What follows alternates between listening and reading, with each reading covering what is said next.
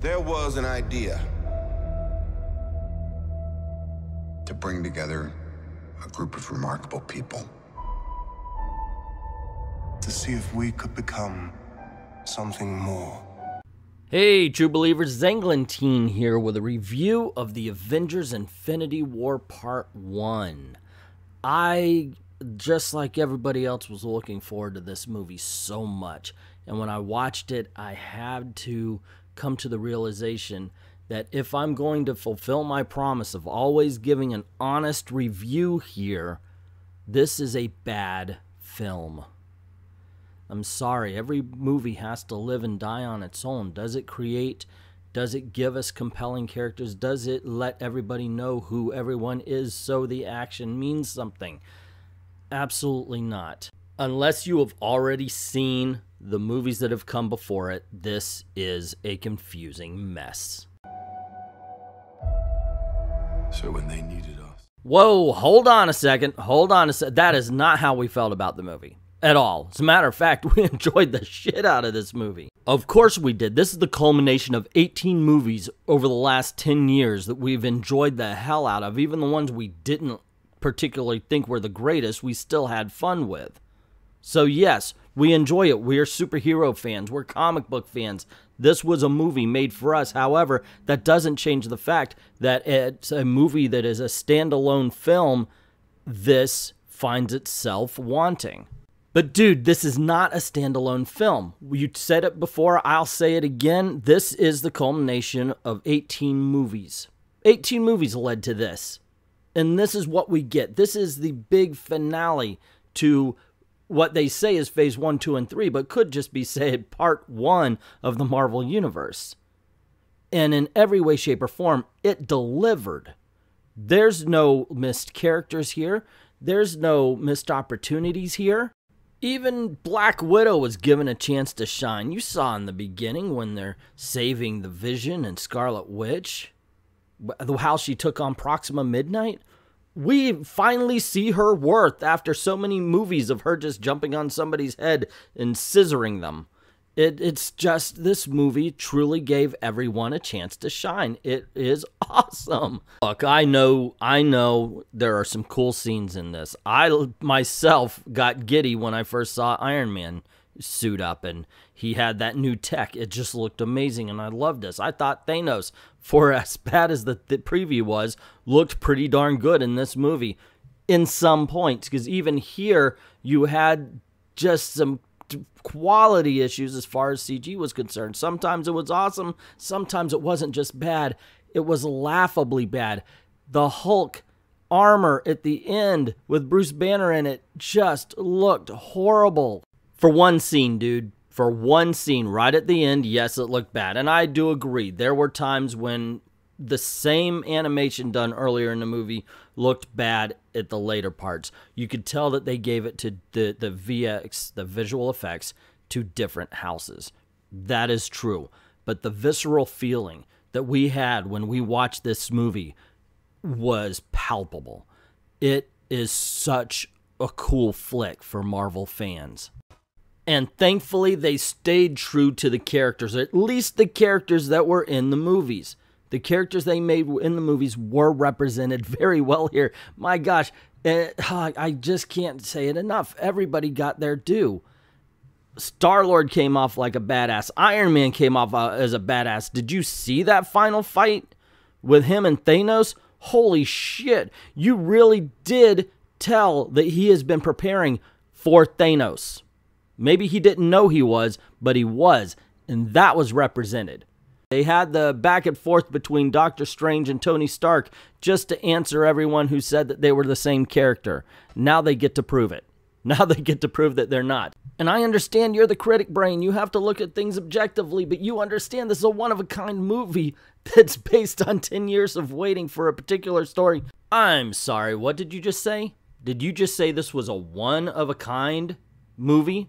Did you say that this is the only thing that has waited for 10 years to finally come out and tell its story? I do believe that there was another. And I do believe you didn't like it. I believe one of the reasons why you didn't like it was you didn't follow the story for 10 years and you were lost. Search your feelings, geek brain. You know the truth is out there. Didn't you yourself say that this was inaccessible to people who were not X-Files fans? Did you not say that it was slow, meandering, it was choppy, it was pointless? You said that, all based on the fact that you yourself are not an X-Files fan. I never said I wasn't an X-Files fan. I watched the first season. Granted, I've never been compelled to go back, but let's talk about the Marvel movie again. That's why we're here. It's not choppy. Even though it bounces from place to place, its pacing is impeccable. And it does have lead-ins. Granted, sometimes they're clunky. Gee, I wonder what Thor's doing, and then they go over to Thor. Sure, that's a little ham-handed, but it's still done very well. And the pacing is nothing like the X-Files. This isn't just fan service.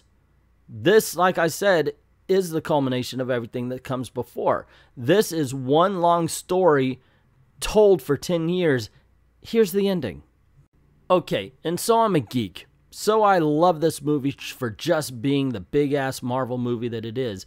But this was made the same way the X-Files was made for X-Files fans. This was made for the Marvel fans, the ones who have been following the movies. And it is a great reward. It will have you excited, and it will have you scared, and at the end, it will have you sad and wanting more. It does have flaws. Some characters, like Captain America here, are side players in what should be their ultimate moment. On the other hand, how would they? How would this be their ultimate moment other than the battlefield at the end? Which, okay, I saw a flaw in the fact that why don't they just wait for the dogs to get to them? They don't have to run across a freaking field. They're just wasting energy, but it was also still cool to see Black Panther and Captain America outrunning everybody by a mile to get to the war. Although Bucky should have been right beside him. We saw it in Civil War. He's just as fast. Thanos is an excellent villain. He's well written. His motivations are changed from the comics. He still wishes death for half the universe, but he wants to do so to preserve life rather than kill each other. I love the fact that he's still arrogant because he doesn't see the flaw in that eventually life will build to the point where he would have to do it all over again. But I don't think he would be beyond doing it all over again when he had to. And Peter Parker will make you cry. There is a point of this movie where we finally see him break down. And granted, we always know that Spider-Man uses humor to kind of hide the fact that he's afraid.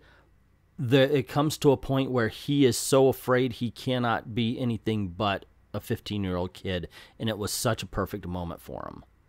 I loved that moment.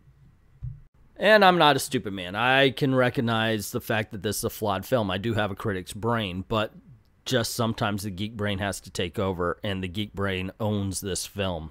Because I am one who has seen all now 19 films from Marvel Studios. And yes, it's a studio. It's not one long franchise. Captain America is a franchise. Thor is a franchise. This is a studio. Get over it, gang. Man, that's one of those things that irks me. This, however, is a damn near flawless film if you have been following the rest of the Marvel movies. Where it ranks, let's find out. I'll give you a hint. It's number one.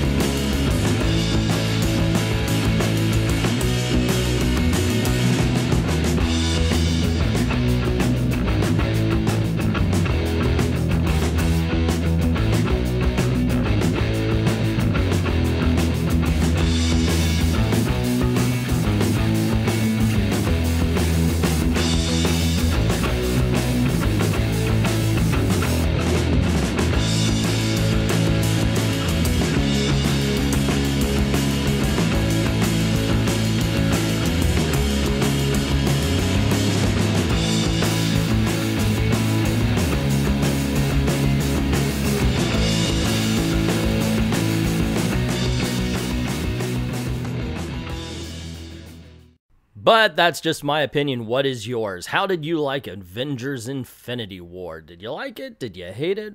Were you just meh? Or do you see the flaw where if you had not been watching all of the other movies, it does not make as much sense as a standalone film? Let me know in the comments below. Also, if you like this video, you want to see more, you know the drill. Click like, share, of course. Get the word out about the channel. And don't forget to hit subscribe and notification bell.